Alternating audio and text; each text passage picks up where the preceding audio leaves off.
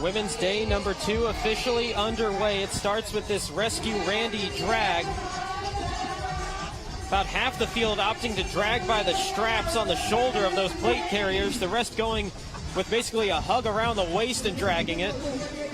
Krista Mayfield saw Cole Sager.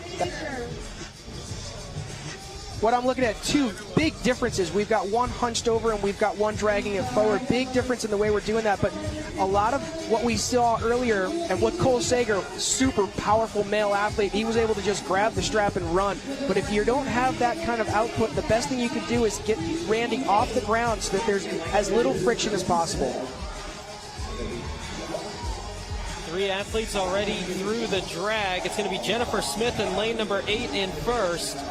Camilla Solomonson-Hellman in lane number 6, and Lauren Fisher in lane number 5, the first 3 to the first of 2 rope climbs, this one with a thinner rope.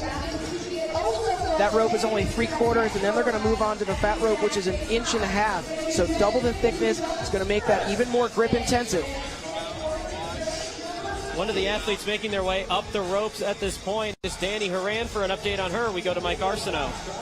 Well, it wasn't just the lower back and the posterior chain that was wrecked on the marathon roll on Wednesday night. It was also the hands, and there's a clip of Danny Horan after she finished the marathon staring at her hands in abject horror. I asked her about it. The hands were actually fine. It just she was had her gloves on for so long that her hands were stained from her leather gloves. She feels pretty good today, and she thinks the Rescue Randy drag is going to be more about quads than anything else.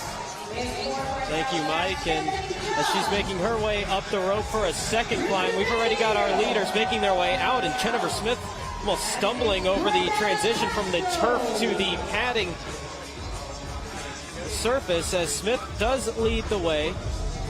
It'll be Solomonson-Hellman in second, and Lauren Fisher rounding out the top 3.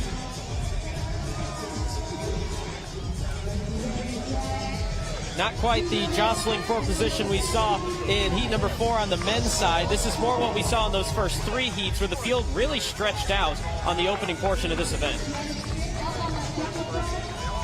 For our ladies, we've got a 12-minute time cap, and more than half of that event is probably going to be running. So you don't want to waste time. You need to do this with purpose, but you can also blow yourself up and ruin the Oak course, and then you ruin those rope climbs coming back in if you go too hot. So this is really a chess game here. Jennifer Smith leading the way out of Lexington, Kentucky, the 32-year-old, making her 3rd individual appearance, 5th appearance overall. She had 2 team appearances in 2010, 2012.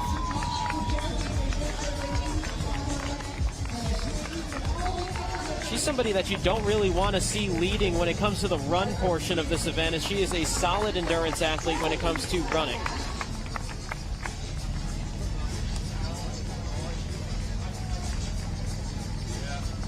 One thing that will also benefit her, some of these obstacles are a little bit high. Heights aren't going to be a problem for her. She was a pole vaulter at the University of Kentucky in her college days. You can see the lead is just about the same.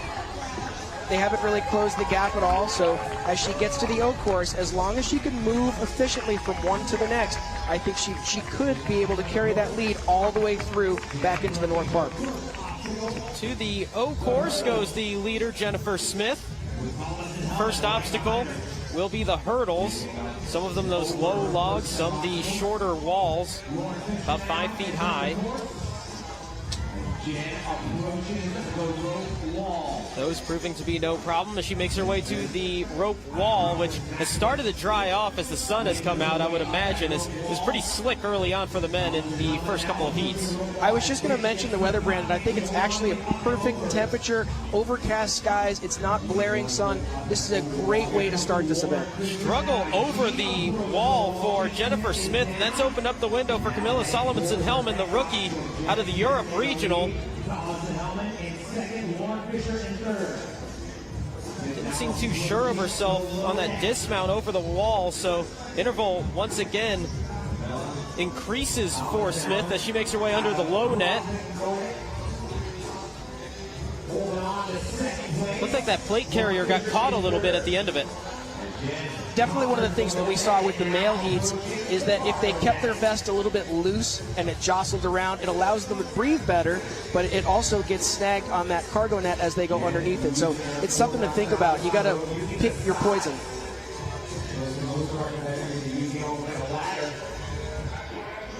A three-time individual competitor in Smith leading the game's rookie, Camilla Salomonson-Hellman, in the second position.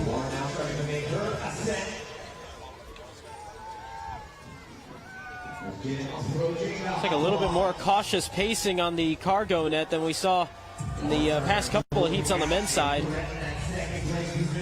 Smith easily handling the hop logs. Next will be the rope transfer. And this could be the absolute game changer when it comes to the O course here. We saw this. It was very costly last year. I called this for the Masters and Teens. Same thing this year. With the weight vest, too, it adds an extra element of difficulty.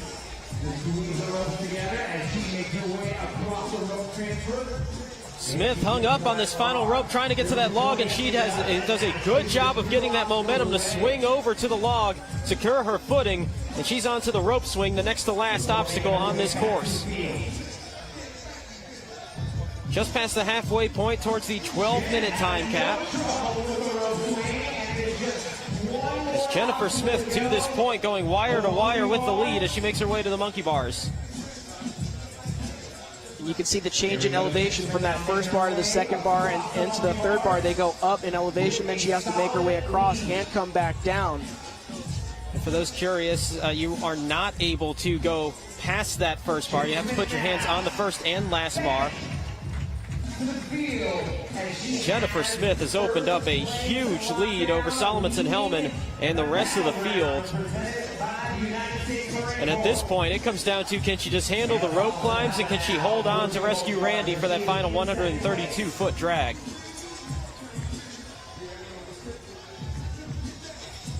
At this point here, it's just about maintaining a certain tempo and speed. Try to recover, allow your grip to recover so that you've got something left to get up and down that rope. Sweden's Camilla Salomonson-Hellman will be the second athlete through the O course, but a good 30 seconds behind the leader, the leader, Jennifer Smith. Lauren Fisher sitting in the third position.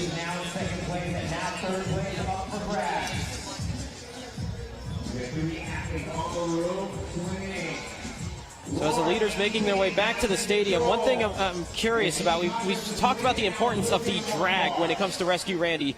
Cole Sager put on that show doing that one-arm drag. There's only a couple different ways you're not allowed to handle Rescue Randy down the field.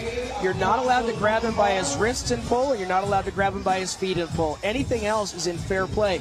And Brandon, one of the things that we haven't seen yet is anybody try to sling him over the shoulder and run across. It might take a couple extra seconds to get him on the shoulder, but once you got him there, you can really hoof it across the field.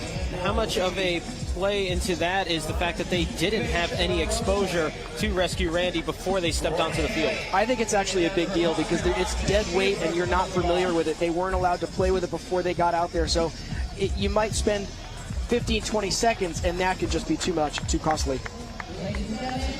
And it's going to take something very, very costly for Jennifer Smith to possibly lose the lead, as she has a 30-second advantage over Camilla Salomonson-Hellman in second, and you got to go even farther back than that to get to Lauren Fisher in third as they made their way through the O course. One of the things that I just saw her do was glance down at her watch. She must be keeping a split on the run. It's something that I do in workouts all the time, where I want to make sure that I'm being honest and I'm keeping a certain tempo and a pace. So she's doing a good job of making sure that she stays on pace. 3 minutes remain until the 12-minute time cap, and Jennifer Smith makes her way back to the stadium. And she's in one of the near lanes from the entrance, so she's going to have an even bigger lead than it appears on this run. She'll make the turn into lane number 8 and onto the thick rope, 1.5 inches in diameter. You can see she does a great job of stretching her body as far as she could possibly go and then bringing those feet as close to her hands as possible so she can take up as much rope in as few pulls. Earlier, Mike brought up the grip factor that came into play when it was on the row. We're taxing that grip even more with the drag and the obstacles before we even get to these last rope climbs. Salomonson-Hellman, second athlete onto the rope climbs. She did close the gap a little bit on the run, but it doesn't appear like it'll be enough, barring disaster for Smith. Solomonson-Hellman fighting to get that last extension, and she will make the touch.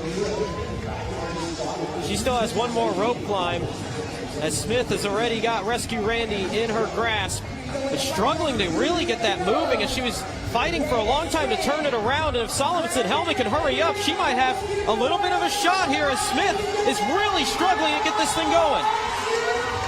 She took a couple extra seconds to pick it up, but she did a great job of getting it all the way off the floor. So she's carrying it chest to back. There's no friction on the ground, just the feet dragging along the floor. That is a really efficient way, especially when you're exhausted.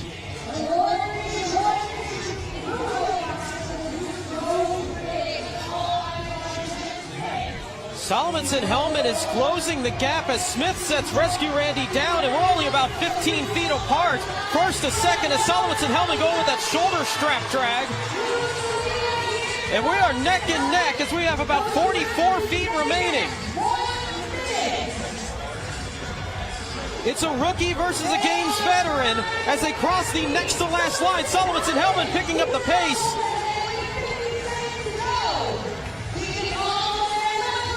Camilla Solomonson-Hellman came out of one of the toughest women's fields in the regionals this year to take the final qualifying spot into the game. She'll make the most of it here in this heat, and she'll set the time to beat at 11 minutes, 23.87 seconds.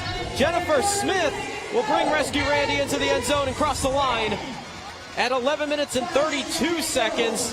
And wow, was that a huge difference maker with that second drag, as Jennifer Smith was the fastest with it the first time, but it was costly on the second. Jennifer Smith was off the second rope climb at 9 minutes and 54 seconds, so that drag took her over a minute and a half, Brandon. Lauren Fisher trying to get across that line. That does count for a rep, and that could be huge. Not in this heat, but it could over the next three that still remain. But it's Camilla Solomonson-Hellman, one of two of the 9 athletes in this heat that were able to beat the time cap. She's in at 11 minutes, 23 seconds to set the pace.